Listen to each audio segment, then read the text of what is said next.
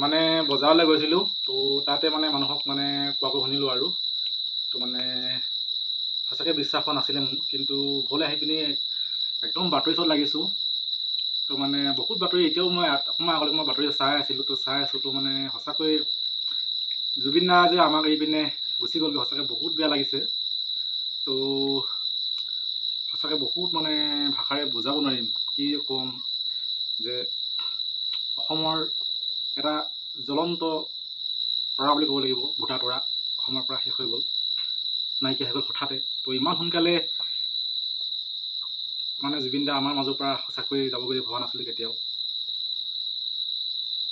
একদম ভগৱানৰ ওচৰত শতকোটি প্ৰণাম জনাইছোঁ তেখেতৰ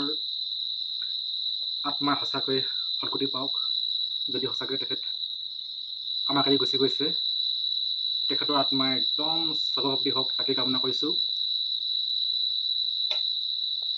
জয় জুবিন দা একদম মানে কথা ভালকৈ ক'বই পৰা নাই বহুত বেয়া লাগিছে সঁচাকৈ বেয়া লাগিছে বহুত বেয়া লাগিছে অকল মোৰে বেয়া লগা নহয় অসমৰ প্ৰতিজন নাগৰিকৰে বেয়া লাগিব কাৰোবাৰ যদি শত্ৰুভাৱ আছিলে তেখেতেও হয়তো জুবিন দাক আজি গুচি যোৱাৰ কাৰণে বহুত দুখ পাইছে কিন্তু মুকলিকৈ ক'বলৈ পোৱা নাই সেইজনেও যি কি নহওক হৃদয়ত জুবিন দাৰ আত্মাৰ সদগতি কামনা কৰি ভগৱন্তৰ ওচৰত প্ৰাৰ্থনা জনাইছোঁ প্ৰভু কৃষ্ণ জুবিন দা য'তেই থাকক যেন ভালে কৰি থাকক কৃষ্ণ কৃষ্ণ